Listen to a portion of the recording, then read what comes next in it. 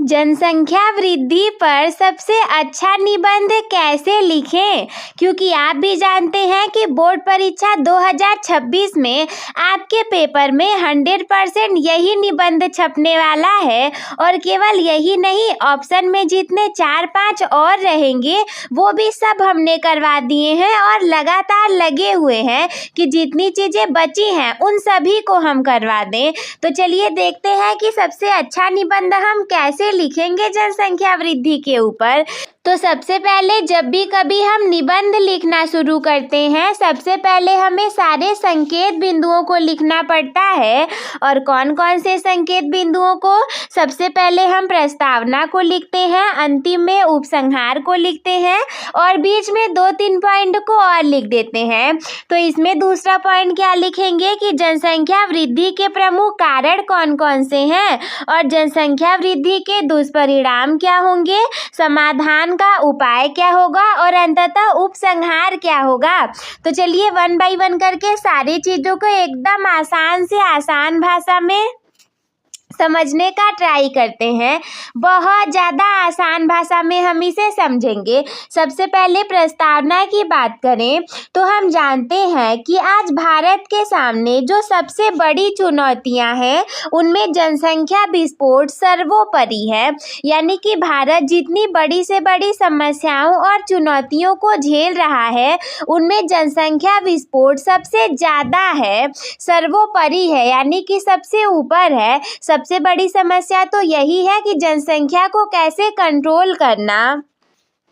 किसी भी देश के विकास के लिए संसाधन और जनसंख्या के बीच संतुलन होना जरूरी है।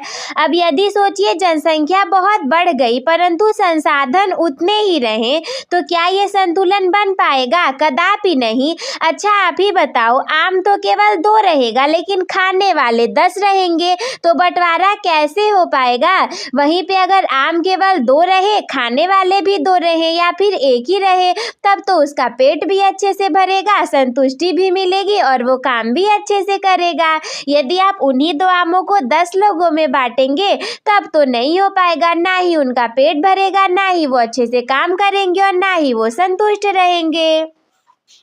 यदि जनसंख्या सीमित होगी तो सुख सुविधाएं सबको समान रूप से मिल जाएंगी, लेकिन जब जनसंख्या अनियंत्रित हो जाएगी तो वो विकास के मार्ग में सबसे बड़ी बाधा बन जाएगी।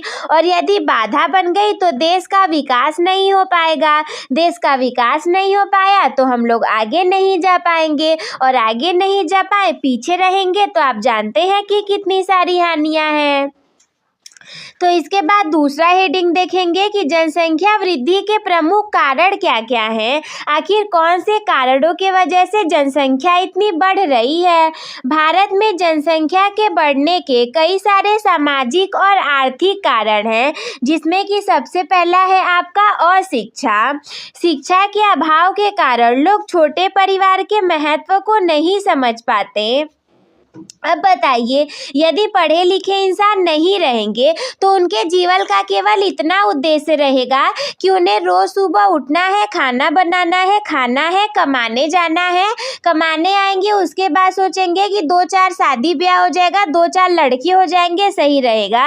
वो अशिक्षित लोग रहेंगे, कभी भी इस बात को नहीं समझ पाएंगे कि जीवन का महत्व जो है वो केवल बच्चे पैदा करने तक सीमित नहीं है, परंतु उनका जीवन केवल इतने पर ही रह जाता है और छोटे परिवार के महत्व को कभी नहीं समझ पाते। जिसके घर में 3 से 4 लड़के लड़कियां होंगे उसके घर में कभी सारे लोगों को शिक्षा नहीं मिल पाएगी। उन चारों लोगों को या तो वो 10 तक पढ़ाएंगे या फिर 12 तक, ज़्यादा से ज़्यादा ग्रेजुएशन में नाम लिखवा भी दिए लेकिन चारों को नहीं पढ़ा पाएंगे। सबसे बड़े वाले की पढ़ाई छूट जाएगी, वो पैसा कमाने लगेगा, फिर दूसरे की छूट जाएगी और अगर लड़की रहेगी तो और कोई रास्ता नहीं दिखेगा, चाहे जहाँ से इंतजाम करके केवल शादी का इंतजाम करेंगे। तो ये कौन से लोग हैं? ये हैं अशिक्षित लोग। शिक्षा नहीं रहेगी तो चीज़ें ऐसी ही चलती रहेंगी और अगर ऐसी चलती रही तो जनसंख्या विस्फोट जरूर से हो जाएगा। यदि कोई काम नहीं तो 4-5 बच्चे ही पैदा कर लेंगे, सारे गरीब लोग हैं, निम्न कोटि वाले। तो इनसे क्या होगा? जनसंख्या वृद्धि के ये सारे प्रमुख कारण हैं और इससे देश के विकास में बाधा आती है, देश कभी भी नहीं बढ़ पाता। इसके बाद दूसरी बात है कि गरीबी का होना। गरीब परिवारों में ज़्यादा बच्चों को कमाऊ हाथ माना जाता है, जो कि अंततः जनसंख्या बढ़ाता है। जो लोग गरीब रहेंगे वो केवल इतना सोचते हैं कि मेरे 4-5 बच्चे रहेंगे, पांचों कमाएंगे, सब तरफ से पैसा ही पैसा आएगा, परंतु वो ये नहीं सोचते कि क्या पता उन चारों लड़कों के सपने अलग हो जाएंगे, वो चारों अलग अलग रास्ते पर चले जाएंगे। और कई बार तो लोग माता पिता का साथ भी नहीं देते। तो गरीब परिवारों के द्वारा बच्चों को कमाऊ हाथ न माना जाए, बल्कि उनकी शिक्षा की जाए, परवरिश किया जाए। और ये सारे जो कारण है, इसी से जनसंख्या बढ़ता है। और उन्हें इन चीज़ों का पता कब चलेगा? जब शिक्षा होगी। शिक्षा नहीं है, पैसे नहीं है, इसीलिए गरीबी भी है। नेक्स्ट है कि सामाजिक मान्यताएं, पुत्र प्राप्ति की चाह और कम उम्र में विवाह जैसी रूढ़ियां भी इसके लिए जिम्मेदार हैं। अब सामाजिक मान्यताओं में क्या है, कोई भी कभी भी अपनी एक लड़की को लेके खुश नहीं रह पाएगा। उसके अंदर ऐसा जरूर आएगा कि क्यों ना मेरे पास एक लड़का भी हो जाए, और उसी एक लड़के की चाहत में भले ही 5 से 6 लड़कियां हो जाएं, वो उनका पालन पोषण ना करवा पाए, कम उम्र में शादी कर दे, जीवन भले बर्बाद हो जाए, परंतु पुत्र प्राप्ति की चाह नहीं समाप्त हो जाती। एवं ज़्यादा बच्चे होने की वजह से पढ़ाई भी नहीं हो पाती, कम उम्र में विवाह, ये सारी जो रूढ़ियां हैं, यही सारी जनसंख्या विस्फोट की जिम्मेदार हैं। स्वास्थ्य सेवाओं में सुधार भी कुछ हो गया है, मृत्यु दर में कमी आ गई है, लेकिन जन्म दर उसी गति से बना हुआ है, जिससे कि जनसंख्या का संतुलन बिगड़ गया है। अब देखिए हम लोगों में क्या हो गया है कि स्वास्थ्य सेवाओं में सुधार आ गया है। पहले इतनी ज़्यादा मेडिकल चिकित्सा उपलब्ध नहीं था, तो जो लोग मरते थे वो ऐसे ही मर जाते थे। लेकिन अब क्या है, अब हॉस्पिटल है, पैसा है, लोग बचाना भी चाहते हैं, बड़ी बड़ी तकनीकें आ गई हैं, तो इसीलिए मृत्यु दर कम हो गई है। लोग मर कम रहे हैं, लेकिन पैदा ज़्यादा हो रहे हैं, और यदि मरेंगे कम, पैदा ज़्यादा होंगे, तो जनसंख्या तो बढ़ेगा ही बढ़ेगा। इस वजह से जनसंख्या वृद्धि के दुष्परिणाम की बात करें तो बढ़ती जनसंख्या के कारण समाज में कई सारी गंभीर समस्याएं उत्पन्न हो जाती हैं, जैसे कि बेरोजगारी का होना, नौकरियों की तुलना में उम्मीदवारों की संख्या बहुत ज़्यादा है, और इसीलिए युवाओं में हताशा बढ़ रही है। युवा क्या करेंगे, नौकरी सभी लोगों को चाहिए, लेकिन पद उसमें केवल 10 ही लोगों का है।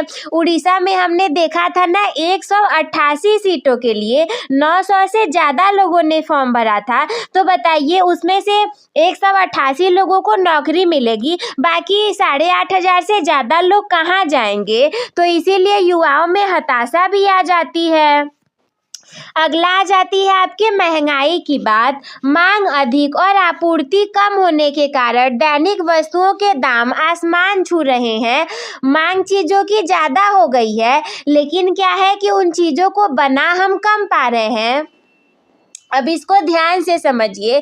जैसे कि मान लीजिए अगर एक पेड़ काट के आप 100 कॉपी बनाएंगे, तो उन 100 कॉपियों से तो केवल 100 लड़के ही पढ़ पाएंगे। अगर मान लीजिए 200 बच्चों को पढ़ना है, लेकिन पैसा उसमें से 100 लोगों के पास है, कॉपियाँ भी 100 ही हैं, तो अब कॉपी तो 200 पूरे बच्चों को चाहिए, क्योंकि पूरे 200 बच्चों को पढ़ना है, लेकिन पूरे नहीं पढ़ पाएंगे। 100 कॉपी की वजह से उसका दाम बढ़ा दिया जाएगा कि जिसके पास पैसा होगा वो खरीदेगा और पढ़ेगा। तो इस तरीके से 100 लोग पढ़ेंगे और 100 नहीं पढ़ पाएंगे, और यदि 100 नहीं पढ़ पाएंगे तो वो गरीब रह जाएंगे, अशिक्षित रह जाएंगे, और फिर से वही जनसंख्या बढ़ना शुरू हो जाएगा।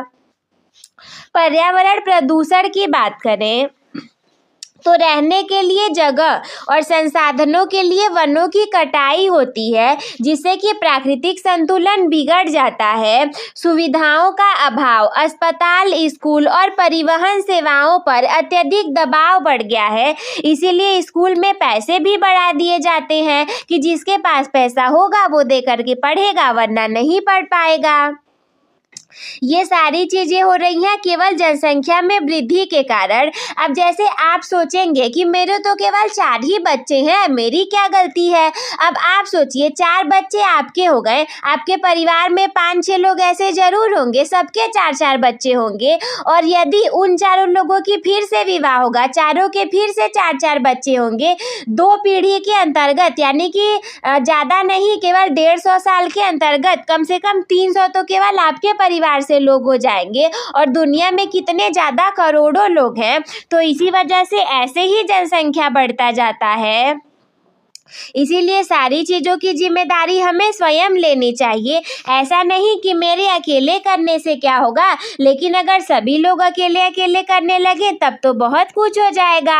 अब यदि इतनी हानियां हैं तो समाधान के उपाय क्या हैं? समाधान के उपाय इस तरीके से होंगे कि इस समस्या पर लगाम कसने के लिए निम्नलिखित प्रयास जरूरी हैं। जैसे कि सबसे पहला है जन जागरूकता, यानी कि छोटा परिवार सुखी परिवार। कहते हैं ना, छोटा परिवार सुखी परिवार, हम दो हमारे दो, इन जैसे नारों को जन जन तक पहुंचाना होगा।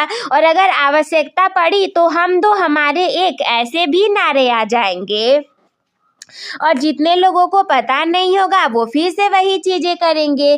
स्त्री शिक्षा की बात करें तो महिलाओं को शिक्षित होना और आत्मनिर्भर बनाना, इस समस्या को काफ़ी हद तक कम किया जा सकता है।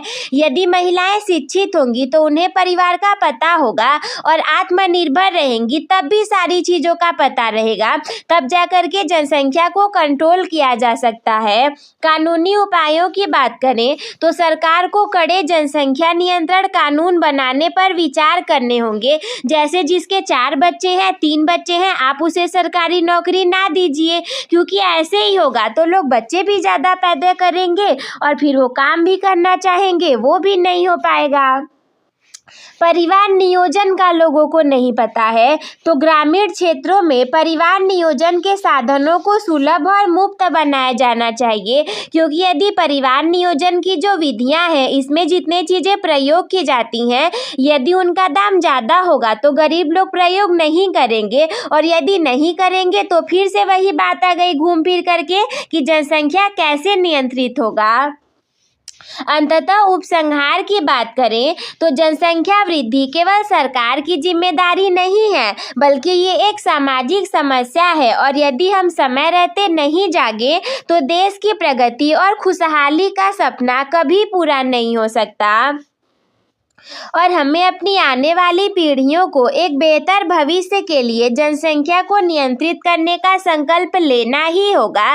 वरना यदि ऐसी ही चीज़ें बढ़ती रही, प्रकृति में असंतुलन पैदा होता रहा, तो वो दिन दूर नहीं जब ये पृथ्वी समाप्त हो जाएगी।